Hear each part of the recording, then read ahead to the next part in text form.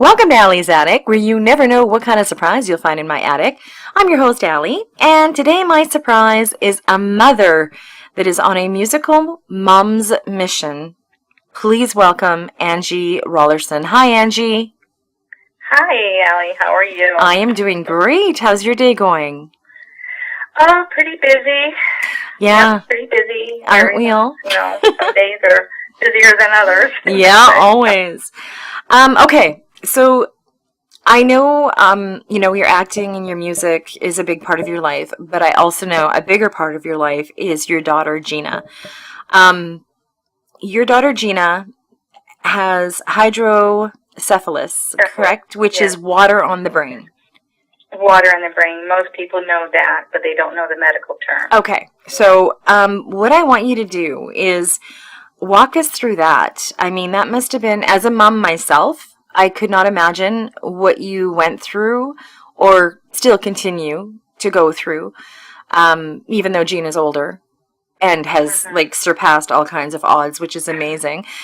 So yeah, just basically tell the day she was born and, go from there. Okay, well, it all started in 1987, and I actually, during that whole week, I went to the hospital 3 times, because as mothers, when you're pregnant, kind of know when something's wrong. Mm-hmm. And so I was about 7 months, just turned 7 months pregnant with her, and I just knew. And she was, and what they did a cesarean. It was like wee hours in the morning, about 3:20 a.m. in the morning that she was born by cesarean section. And she was quite small. Mm-hmm. Her body weight actually went down to 2 pounds, 4 ounces. Good Lord. And, but she had a lot of fluid in her, and they weighed her in at birth at 312, but that was all fluid. So when her actual weight was 2 pounds, 4 ounces. So she was very tiny, and the cord was wrapped around her neck 3 times, apparently, which caused a massive cerebral hemorrhage in her ventricles inside her brain. And all the swelling and the blood flow caused the water in the brain, as everybody will learn, hydrocephalus. And so her whole little head was all black and blue. In fact, most of her body was black and blue from that bleeding. Oh my goodness! So she was pretty much in critical condition. No kidding. And they said that they gave a 20% chance to live. To survive. Wow. Okay. I got chills. Like I said, I'm a mom and a grandma, and I just can't imagine what you went through. Okay, so she also endured cardiac problems, severe apnea, liver problems, all kinds of stuff. So, well, actually, Allie, when they took her out, when they finally got to her to take her out, her heart had already stopped. Oh my God! So she was basically, I guess you could say, a stillborn that they were able to revive. Okay. And she flatlined twice after that. Oh my God! And, oh my God, Angie. So, and severe apnea, she had to deal with severe apnea. Mm-hmm. And in fact, for the first 18 months of her life, she was on apnea machines, monitors. Good Lord. I'm telling you, it's like when I think about it and talk about it, it's like being there right now. Yeah. Hearing the bells and whistles of the machines going off constantly. Oh, yeah. They didn't give her much of a chance because of her situation at birth. Yeah. And they told me that she wouldn't walk, don't expect her to walk or talk, and that she probably won't live beyond 14 years old. Yes. So now, you can imagine what it's like to live each year wondering, is this the year? If this is going to be it. Yeah. Yeah. Unbelievable. Okay. She's still here. She had her first shunt put in when she was 5 months old. Okay. At Miami's Children's Hospital. Mm-hmm. And then from there, she's had 20 more. So she's had up to date 21 brain operations so far. My goodness.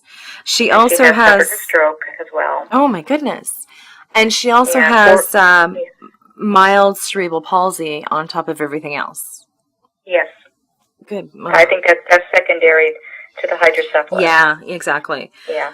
Mm-hmm. Now, she's obviously, I mean, I know not because of this disease. My ex-brother-in-law hit his head and was induced into a coma and had shunts put in. And the infections were insane. So I'm assuming Gina went through infections and everything else with the shunts as well?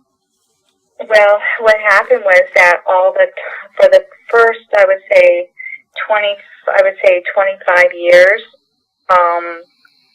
she didn't deal with infection. She just dealt with revisions all the time.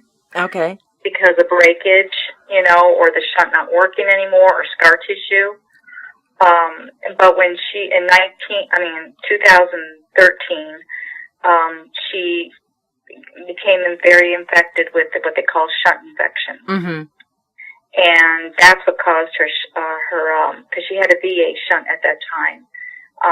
And they don't do VAs pretty much anymore because of the complications, because the VA is where they put the shunt in the head, in the ventricle, and they have a drainage, and then with the VA, it drains in the heart. Oh, my goodness, valve. Okay. And so they don't want, once that they have it there, they really don't want to remove it because of the complications like massive stroke. Yeah. Or death or infection. And that's what happened when they Oh. had to take it out, because the shunt was in there too long. It was actually making its way out of the valve on her head. The shunt was actually making its way because that's how badly an infection was. And so they finally took that out, and obviously she did have a stroke. And but it was, thank goodness, mild. Something that she was able to recover from. Okay. And then later that year, she got another shunt infection. But she wasn't able to get to the operating room until 2014 because they had to bring a plastic surgeon in because Gina's head the skin on her head is so tight, probably from being preemie, even though she's, the age she is. But she never had enough of skin. She was running out of skin tightness, being elastic. Elasticity, yeah. Yeah. Mm-hmm. And so they had to bring the plastic surgeon in to make a longer cut to be able to pull it back so the neurosurgeon has enough room to be able to close. And so when they did that, all those infections, all those incisions became infected. Oh, my God. After that, after the one she had in February in 2014, she had to go through the rest that year with infections going back and forth to the plastic surgeon because of all those infections, in her incisions. So we went through antibiotics, debris, and it wasn't pleasant at all. No. And then she had 2015, she was able to get through that year. 2016, she ended up in ICU this past November. She was in ICU because of some dizziness that she was experiencing and falling. Oh, my God. And so she got through that, and now she's where she is right now. But she's been having some problems with her shunt because her new shunt now is in the back of her head. And she's been having problems with her neck pain and stiffness and everything, and those are usually signs that there's something going on with the fluid flow. Yeah. Of the shunt there. And so she made it to 30, and we're still hoping that she can keep going because there is no cure for this condition right now. It's a chronic condition, and something about hydrocephalus, it affects more than 1 million Americans. And it's diagnosed in people of all ages. You, me, anybody can develop this condition. Everywhere from infants to elderly people. Yes. Elderly people get what they call normal pressure adult hydrocephalus, which masks itself as secondary to Alzheimer's. Okay. And dementia. Okay. So, now, how old? There is a lot to learn about it. Yeah, I couldn't even imagine, Angie. I just can't even imagine. How old is Gina? Gina's 30. Okay, She's 30 I thought that's years what you old, said. and I just like to say is that I'm really happy that you're allowing me to bring this out, because there should be more awareness about this condition, just like they do with diabetes and cancer and everything. But this is something not many people know about, and I just felt that I need to do this to honor my daughter and people who actually are like my daughter, also struggling with this condition of all ages. Like with Gigi, it's hard to diagnose her because she doesn't go by the rule book. You know, the neurosurgeons are looking at, well, she's okay over here. I said, no. She doesn't go by your rule book. She has her own book. It's called the Gigi Manual. And she keeps you on your toes constantly. Yeah. You know, but even though she's 30 and she's married to somebody who's a paramedic, because that was one of my qualifications with my daughter. Exactly, right? Medical background. Yeah, no kidding. Know? But I still it's very hard for me to sleep at night because my phone's right next to me just waiting for that call. Yeah. You know, for me to jump up and we go to Ann Arbor again. Oh, my goodness. Oh, my goodness. Well, I'm glad she proved doctors wrong. I'm so happy that she's married. I have two questions. Do you have any other children besides Gina, or is Gina the one and only? No, I have 4. Oh, okay. I have 2 boys. Yeah, I had 2 older sons who live in Florida. Okay. And I have one that's still in the nest, Sarah. She's 28, but I clip her wings every 6 months so she can't fly away. I always tell people that because empty nest syndrome. Yep, empty nest syndrome. I had it too. I only have one. Now, also, you were talking about this disease affecting, elderly people and stuff like that. You had put as a statistic that 40% of the military combat injuries are also developing this condition. And is it because of blows to the head, or what is that from? Well, that's actually, obviously you just said it, a blow to the head through injury, spinal injury, or head injury. Because the spinal injury, what happens is that's where the cerebrospinal fluid is made, is in your spine. Mm-hmm. And it flows up, in through the body. And with the 40% of the military, it's more than 40% of the military, from their combat injuries are developing either then or later in life, hydrocephalus. And just same thing with any kind of blow to the head, like accidents or sports injuries as well. Because you're hearing more and more about the football. Yes. About the concussions. Yeah, and it scares me. Yep. Both my grandkids play football. And we've talked about this. I wanted them to play hockey, but hockey is the same way. Any kind of sport is dangerous. The good thing is they teach the kids, try really hard not to hit with your head or, but there's always that chance. My grandson's had a concussion already and he's 12. So that is a big worry of mine. And I'm glad that you sent me this because I was able to give her, more information on what could happen if, you know what I mean? As a mom, like I said, Angie, hats off to you for being strong and for being able to go through this with her and be there for her and be an amazing mother. And now you've made it your mission as a mom and a recording artist to bring people together through music so you can bring more public awareness to this life-threatening condition. So let's talk about your music and your acting, because you've done both. When did that all start? When did that all start? When I was born. No. I was a crier. Okay. But I was wailing. You liked making noise. As far as music, my music, I started out with, I remember when I was 11 years old, and a swing set that my father got me. I was so thrilled. And I would just swing and just sing. I don't know what I was singing, but I was singing. And I just love to sing. I just love to sing to the sky, sing to the plants, anything. And I was a lonely child. Aww. But anyway, as I got older, I started really putting things on paper, like coins and stuff, and things how I feel on paper. And so I started writing little lyrics. When I was 13, I had actually a song put together of lyrics called "Daddy, Don't You Love Me Anymore." And so this was in Charleston, South Carolina, when I was with my dad and his wife. And they actually had a big concert in town coming in, country music. And that's when I was introduced to country music. And it was really crazy because my dad, I was only 13, but my dad knew that I wanted to go. So he had one of his Navy buddies' son bring me, Charlie. And so we went to the Municipal Auditorium in Charleston, South Carolina.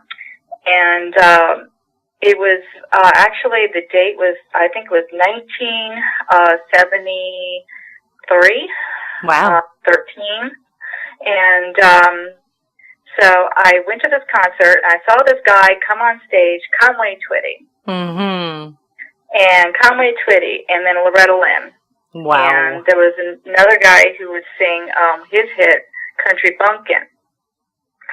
And so I was like, oh, wow, this is great. This is really great. So maybe he can help me. So I had all these little ideas going through my head, Yeah. And I told Charlie, I got to talk to him. Charlie said, I don't think so. But Charlie said, yo, I got to talk to him. So I brought Charlie down to after the concert, the artists would come up, on stage. They'd be on stage, and they would bend over, and shake your hand and all that stuff and do autographs. And so I went up to Conway, and I shook his hand, and I said, I really got to talk to you about my songs. And he said, well, darling, you can always send them, to Nashville and to my production company there. And I said, but I have to talk to you now. so he said, oh, okay. Cool, kid. So anyway, his traveling manager, Howard, and I looked at him.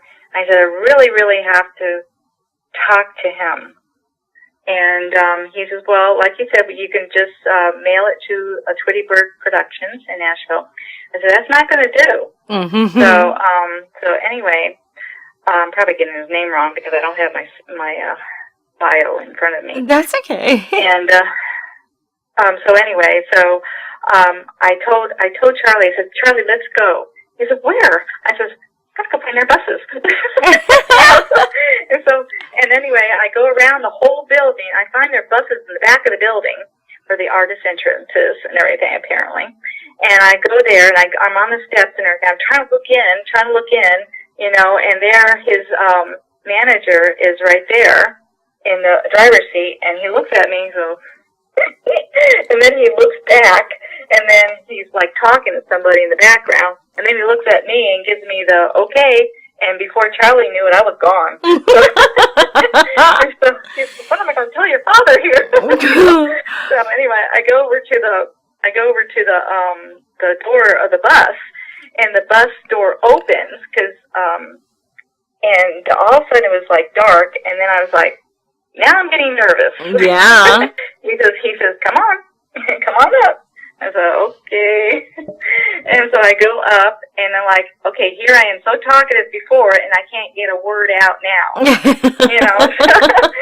So all of a sudden, I'm like looking at him, the driver, and I was like, and all of a sudden, and then I hear this voice on the left-hand side of me. He says, hello, darling. Oh. Of course, you know who that was. Yeah, exactly. and here I am sitting face to face with them now. Yeah. And I'm like, I don't know what to say. Well, okay. And then he's like trying to start the conversation and everything like that. And then I started warming up, And so I talked to him about, what I wanted to do. And Cal Smith was there because he was traveling with Conway, wanted Country Bumpkin song. And so he signed autographed my book and my show book and everything. And then he told me, he says, this is what I'm going to tell you what I told my daughter Kathy. He says, education first, because it apparently was very important to him. Education first, and then when you finish school, then if you want to go into music, then, Then do it. Good. Yeah. If you want to, but education first, because I was too young. I wanted to go on the road with him and everything. You were ready to go. Let's go. I'm ready. I'm on the bus. So, but anyway, Ben Conway took me back of the bus, with the door open, of course. People, door open. She was only 13, people. Right there. Yeah. Okay. And so he got his guitar out, and we sang "Release Me" together. Oh, wow. The song, and we put it on cassette tape. He put it on cassette tape for me. Oh my goodness. And he said, your voice is good, darling. It's a little high, but that's good because that means you can move it around, So it was good, of course. I'm 13-year-old, like a 13-year-old boy that goes up to sing to the voice, voice scene. Yeah. That's probably what was happening with me. So anyway, I don't know. I was just nervous. That would be an amazing thing. But anyway, we said goodbye, and I tell you, that guy had a grip, and to this day, I could feel it in my side. When he hugged me, he gripped my side, and he just... Aww. Ouch! Yeah, you're squeezing. So anyway, so that was it with that. But he told me where to, to get a hold of him, at the Tweety Bird Productions, because he goes there once in a while. Mm-hmm. And I think one of his people that worked there, his name was Charlie as well. So and then as the years went by, I got a hold of him and told him about my song, and so I sent it to him. And so I went up to Nashville, and I was in my early 20s, and got up to Nashville, and we went to this place where everybody goes to, all the artists and songwriters go to in old Nashville, and we were supposed to meet up with Tanya Tucker and her manager, because they were interested in the song, apparently, to him. Oh, okay.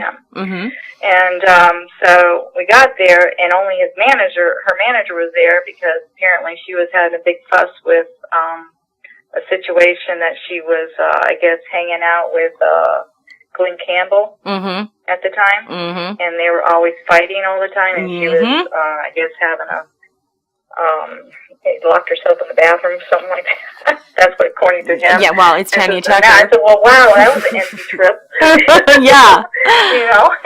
So I wasn't too happy about that at all, So, but through the years, then I got into, because I'm such a ham, but I like camera, being in front of the camera. Actually, before you... And so I got into acting. Yeah, but before you go in there, you also performed with the Top 40 band called the Rusty Evans Band in South Florida. Yeah, Rusty Evans. Yes, yeah. Rusty Evans. So I just wanted to mention that. And then, yes, now go on to your acting, because, wow, you've done so much. Okay, go on. I'm just going to make sure that I capture the things that... Yeah. So, but anyway, I went into the acting field, and I met a lot of different types of actors, and I worked in a few films, and the one that I liked most was with Jim Carrey. Jim Carrey, thank you. You're welcome. That's why I'm here. Can you hold me here, please? That's okay. But anyway, Jim Carrey. It was Ace Ventura, Pet Detective. Yes. Now, Jim Carrey. That was the last one I did, because I haven't done really much since then. Just in case anybody didn't know, Jim Carrey is Canadian. Anyways, I just wanted to put that in there. Yeah, that was too funny. Oh my gosh, that was too funny. I remember in between takes, we were doing the precinct scene where he comes through the double doors to face that the heavier guy and pushes his nose down to a bug on the floor. Well, anyway, during that scene where he goes through the doors and everything, I'm supposed to be a precinct attorney. According to what the director told me, I can have my briefcase and all that stuff. So anyway, we had to switch sides because he kept on knocking me into the desk. Oh my God! Because I go up to his elbow. I mean, the guy's tall, Yeah. So anyway, so they had to put me on the other outside of him. That way it would work better. Mm-hmm. But in between takes, it's like, oh my gosh, 15 seconds of tape, and all of a sudden cut, and you have to wait another hour or so before you go for another take. Yeah. And so anyway, so what happened was that somebody in between takes had put a trash can too far in the aisle, and guess who went flying? Oh my goodness! Oh my goodness! It was so funny, and something like a skit from Living Color. Jim skids on his knees. Oh my gosh! And said, "Are you okay? Are you okay?" And I said, "Yeah."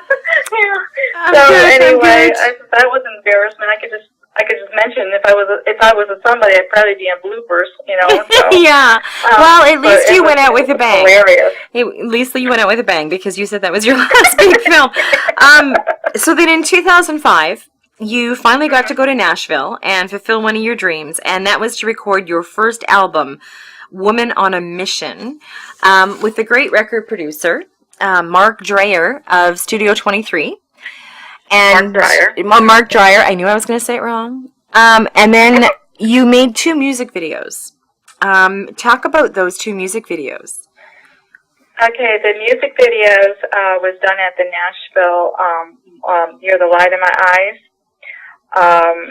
They were actually both done. It's Her Fight and Your Light in My Eyes was recorded and done, filmed at the Grand Ole Opry Hotel.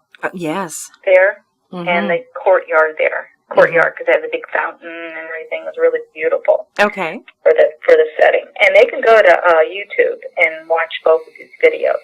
Yes. Anybody. Mm-hmm. Mm-hmm. And talk about, first let's talk about It's Her.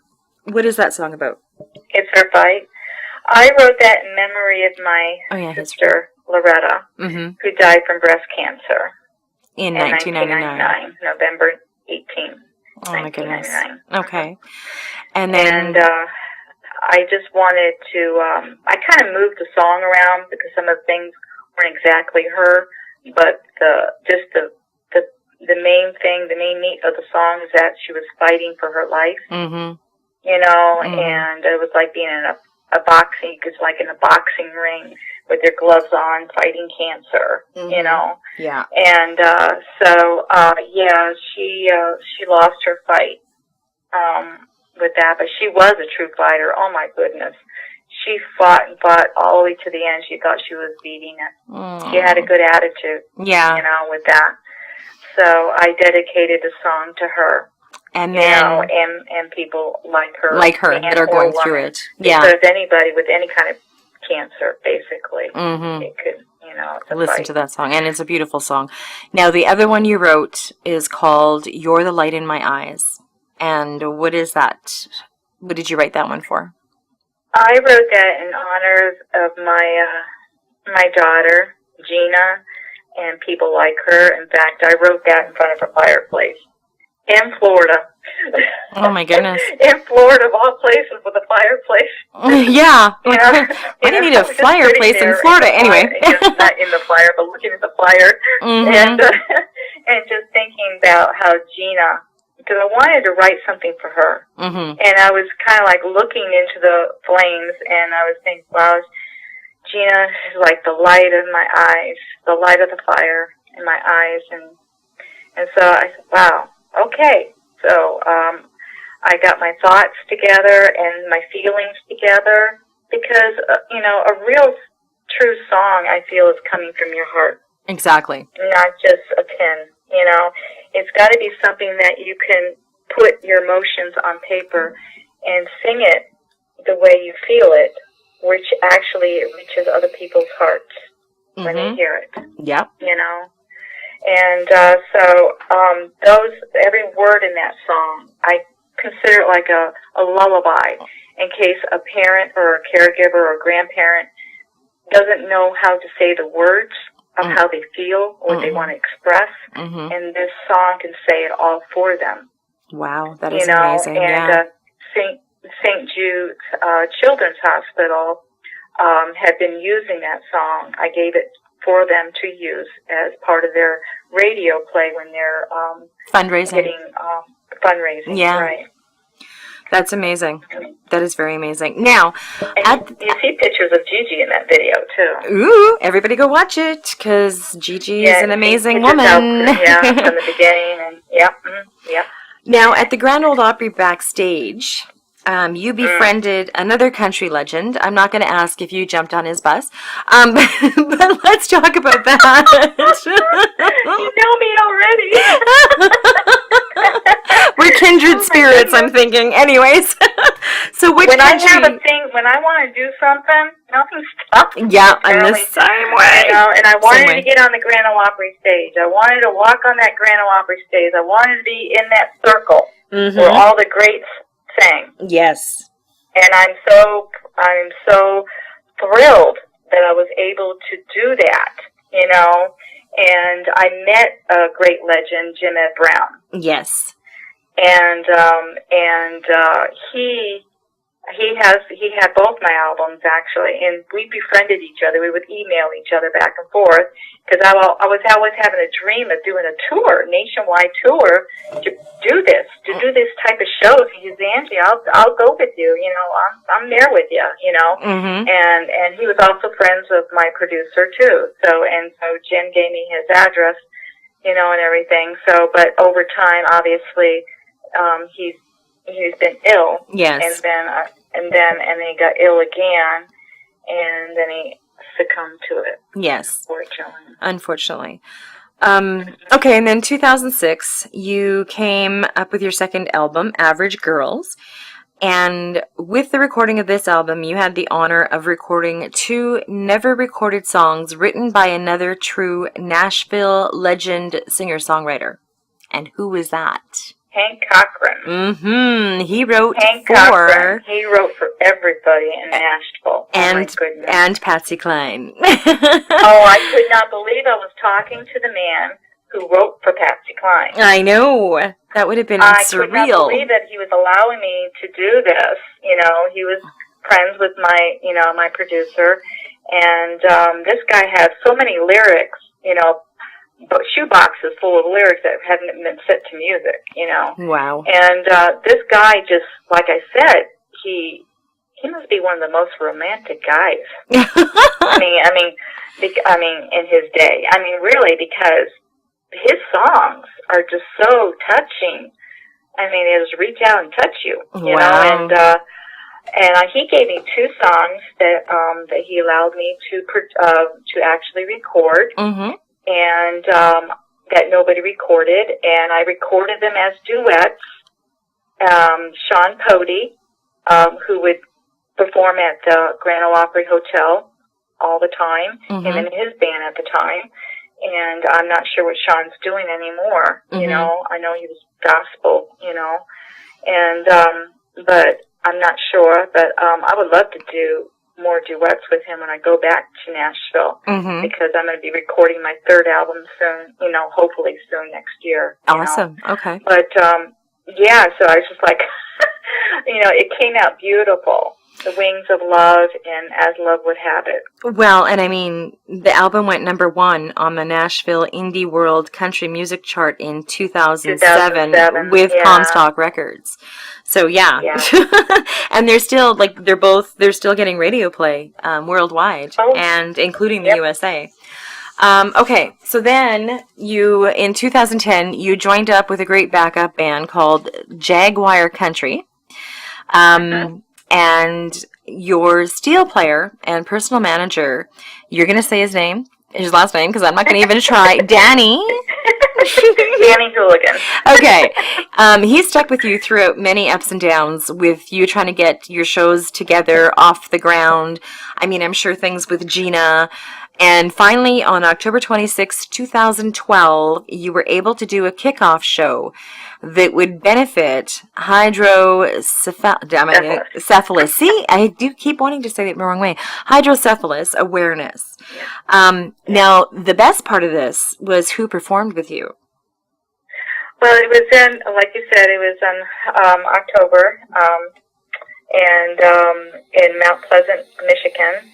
and something I've always wanted to do. I've always wanted to perform with Conway Twitty.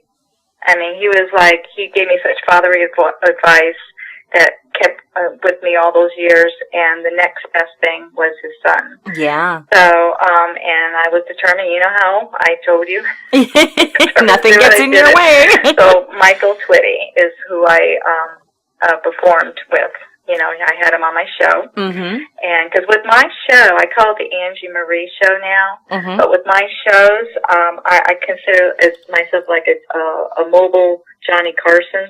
Okay. Female Johnny Carson. Yes. Because the show's not all about me. Mm-hmm. You know, what I'm doing. It's also bringing up other talent on my show, too, so they could be in the spotlight as well. Uh-huh. You know, and so I have a lot of guests on my shows. That is cool. And this time it was Michael Twitty, and we did the song that I've always wanted to do with Conway, Don't Cry, Joni. Yes. And that is, so what a, wow. It was awesome to be able to sing with him. Mm-hmm. And he did an awesome job because he does the memories of his father. Yes, you know? He does, and it's amazing. He's pretty big in Canada. Yes, he is. Canada, in the Tweety Bird. Yep, he is. Okay, so that, well, I mean, that is you in a nutshell. I mean, there's way more, but I like the fact that now you're still following your dream. You're still doing your music. Like you said, you're going to be coming out with a new album. Make sure you tell me about it so you can come back on the show. And I'll help you launch it, or, you know, whatever I can do to help. Now, the reason that you're doing most of these shows is to bring more public awareness to Water on the Brain. Now, also so you can give personal donations to the, I'm going to say it wrong again, Hydrocephalus Association. I said it right. Oh my God. Well, see, what it is that my concept of my shows, the ones that I do at the theaters and some other venues, is my concept is to bring people together through music. Mm-hmm. And through my music, I can educate them, you know, about that condition of brain injury awareness, a condition called hydrocephalus, water in the brain.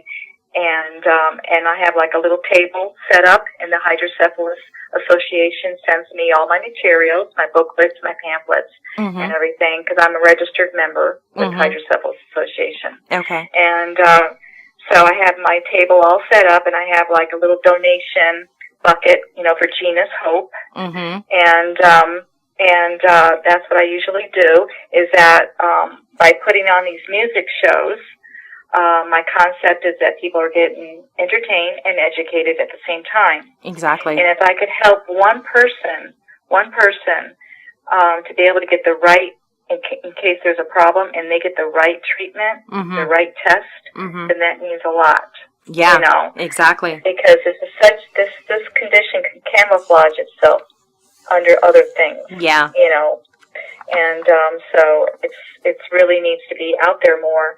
And I'm trying to do my part with that because it's something I really believe in. Like I said, because of my daughter and how I'm personally affected with it. Yeah, exactly. You know, but and it's so with this is that with my Gina's Hope bucket, I put that into my account just for Gina's Hope. And then Hydrocephalus Association, I made arrangements for them to take money out every month.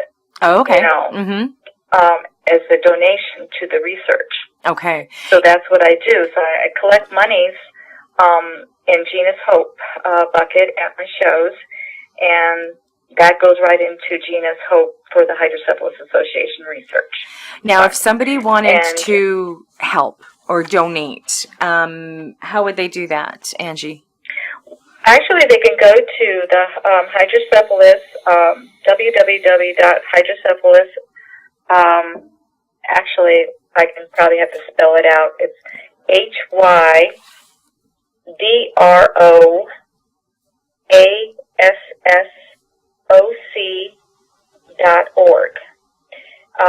Hydrosoc.org. Okay. And what they can do is that they have a new thing that they're doing, Hydrocephalus Association. Okay. Or else they can just go to Hydrocephalus Association, itself, and it'll come up to the .coms, also the website too. Okay. But they have a new thing called Making Waves, and I have a page up on Making Waves.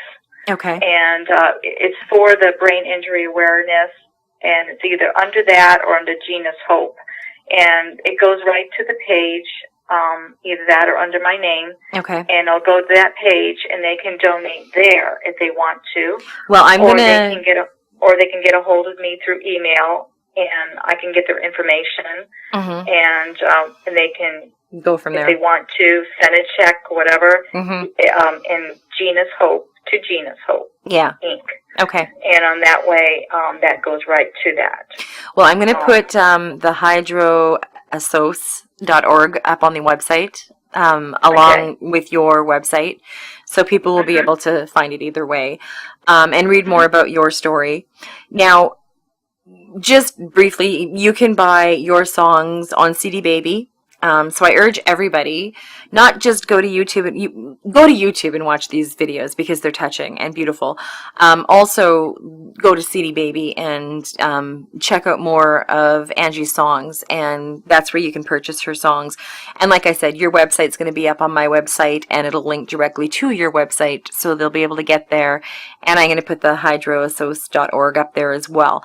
Now, very briefly, because people are going to tune out soon because we've been talking forever. You also have youngliving.com. That is going to be up on my odds and ends, everyone. And I'm going to let Gina, good Lord, I'm going to let Angie explain what that is briefly and why it's going to be up on my website. Okay, I'm with a member with Young Living. Most people probably know them with their oils and products. And so that's what I'm doing also, because it has helped my daughter with certain problems that she was facing. And they have products as well. And what it does is that their advancements that Young Living has done, they deal with pure therapeutic grade essential oils. That are incomparable and uniquely rise above and holding successful solutions to numerous problems that plague, people today in society.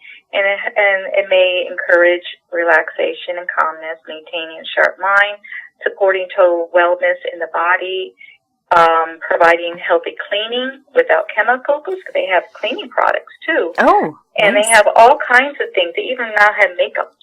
Oh, wow. So I would encourage everybody to just check it out, and you would have my information on, because that's what I do on the side. I'm a doctor of naturopathy, which is natural health, and singing doctor. Exactly, singing doctor. It's so funny to have on a jacket of all trades. Yes, you are. Well, I'm going to anyway, yes, it'll have the information on your site where they can just check it out.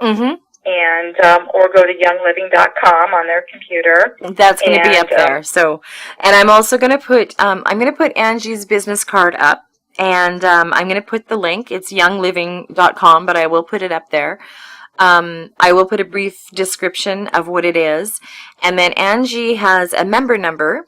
If you decide that you want to join or get one of your member packages, there's a spot where you can put Angie's number in. So I'm going to put that up there as well. I think it's on your business card anyway, right? Yes. Yeah, okay. So that'll be up on my odds and ends. That's going to be completely separate from the interview and her 2 songs. Just because I wanted to encompass everything that this woman does, because she amazes me. Just to be a mom and to go through everything that she's gone through, and for her daughter to have such a amazing spirit, to be 30 years old, married, and proving everybody wrong. And in between all of this, you've done music, you've done acting, and you're going to do a new album, and I mean, you're a naturopathic doctor and you're with youngliving.com. Like, oh my goodness. Like, do you sit down, Angie? Like, do you ever take a break and just breathe? And My goodness, woman. Breathe. Yeah, exactly. Exactly. Anyways, that'll be all up there. I am so, so happy I got you on my show. I cannot even describe how happy I am as a mom. Being able to not, I can't relate to what you have gone through, but just the thought of my daughter having it just gives me chills, or my grandkids. I'm glad you brought it to my awareness, because I have talked to my daughter about it regarding football. And I'm glad that you sent me your music and, let me see. And thank you, Sherry Lynn. Let's give thanks where thanks are due. Sherry Lynn has been on my show. She's an amazing songwriter. She kind of got me and Angie together. Well, she did get me and Angie together. Otherwise, I probably never would have found her. So thank you, Sherry Lynn, for doing that, because I think this has been amazing. An amazing conversation. I could go on all day. Can I say something real quick? I'm going to be actually recording one or two of her songs on my record. Awesome. So, awesome. She is awesome. She is so awesome. She's I was a just about sweetheart. to thank her too when I did that too, because we were in the same wavelength, to thank Sherry for that. Yeah, great minds think alike. But yes, I hope she's doing well. I hope she is. I hope she's recovering and everything's good. Oh, she is such a sweet, sweet soul. And like I said, like Angie, this is not a one-shot deal. When you come out with your new album, come back. I'll have you back on if you'd like. If anything new happens and you want to share it with me, by all means, you know how to get a hold of me. Like I said, this isn't a one-shot deal. And tell Gina I wish her the best, and that I am amazed by her strength, and she is a beacon of light for other people that do have this. And I think it's amazing. Your songs, one for your sister, one for her, are beautiful, beautiful, beautiful songs. So I'm glad I get to share that with all my, I don't want to call them listeners. Would they be called listeners? I'm so used to being in radio for 18 years. The people that go to my website, I don't know what to call them. Anyways, I'm glad I get to share it. Because you're so busy, thank you so much, Angie, for being able to come on my show and share all this information with us. I really thank you, Allie, for having me and giving me the opportunity to talk to all your friends out there. And thank again to Sherry for giving me this opportunity to introduce me to you. Mm-hmm. And I'm looking forward to talking to you again and again. Yes. In the future. And anybody who has any questions, feel free to contact me. Okay, and all your information is going to be up on my website. And thank you for joining me on Allie's Attic. Keep checking my website, because you just never know what kind of surprises you're going to find in my attic.